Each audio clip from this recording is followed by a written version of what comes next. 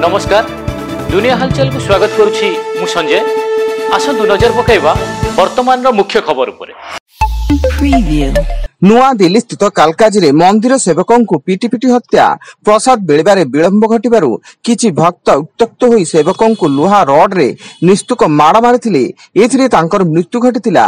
Police इतिमध्ये जण अभियुक्तों को गिरफ्त करथिया बेले अन्य माने फेरार अछंती। जम्मू काश्मीर रामबन और रियासी जिले में बादल फटा वर्षा और भूस्खलन जो 11 जनकर मृत्यु घटी। फल स्थानीय मुख्यमंत्री ओमार अब्दुल्ला यह घटना मृतकों परिवार प्रति गभीर समवेदना जणाइबा सह वर्षा प्रभावित अंचल में रिलीफ और उद्धार कार्य त्वरान्वित करने को पुलिस और प्रशासन को निर्देश देइछन्ति।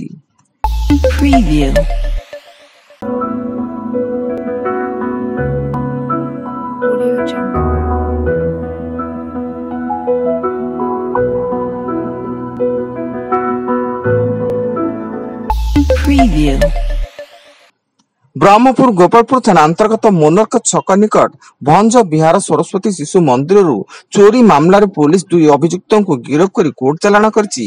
गिरफ्त अभियुक्त माने हेले पुराणा गोलाबंदर बी यशवंत राव एवं एस भरत।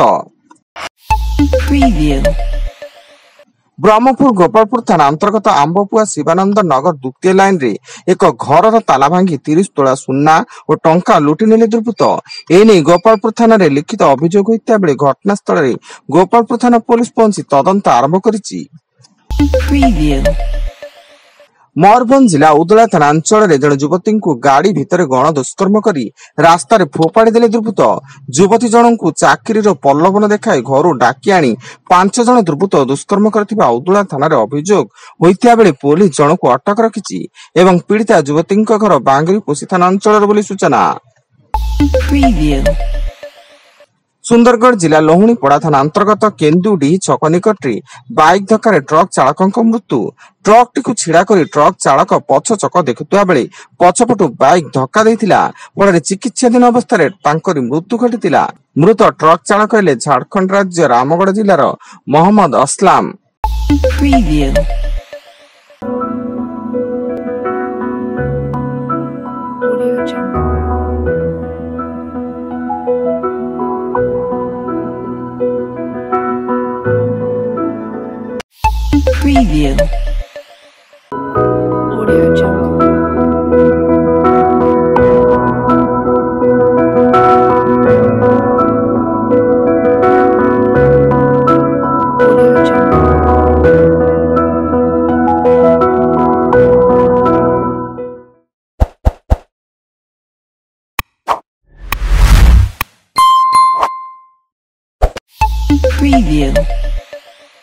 नवरंगपुर जिला चंदाहांडी ब्लॉक रे बेआईन मद कारबार वृद्धि जोगु अनकाबेड़ा पंचायत नुआपड़ा और अनकाबेड़ा ग्राम शह शह महिला और युवगोष्ठी एकत्रित होई मद को विरोध करी संधि मुंडा स्थित लाइसेंस प्राप्त मद भाटी घेराव करथिले एवं मद भाटी थिबा देशी मद पाउच पिंगा फोपड़ा करबा सह नष्ट करथिले।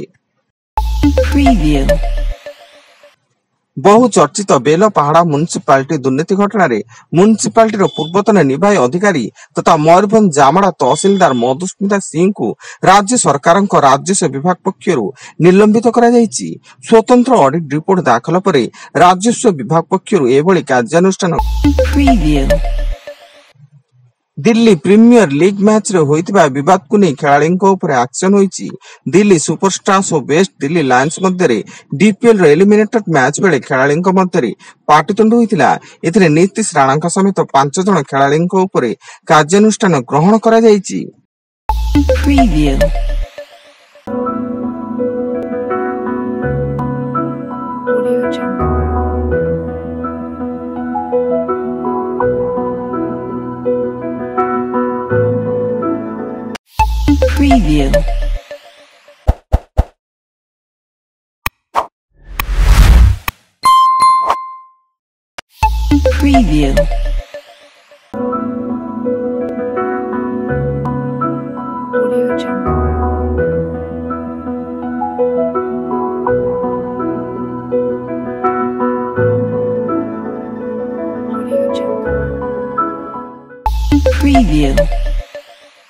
एवं पुरी जिला चंदनपुर थाना जगन्नाथ रोड रे चंदनपुर थाना पुलिस चढ़ऊ बेले 157 ग्राम ओजन ब्राउन सुगर जबत सह 3 ब्राउन सुगर बेपारी गिरफ एवं सेमानंकठारु मोटरसाइकल 3टी मोबाइल फोन और छुरी जबत होइता बेले 3 अभियुक्त हेले चंदनपुर थाना अंचल प्रदीप कुमार पंडा, लिटू प्रधान और निरंजन परिड़ा।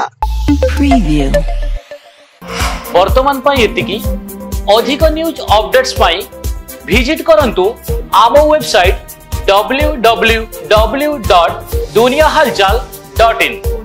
धन्यवाद।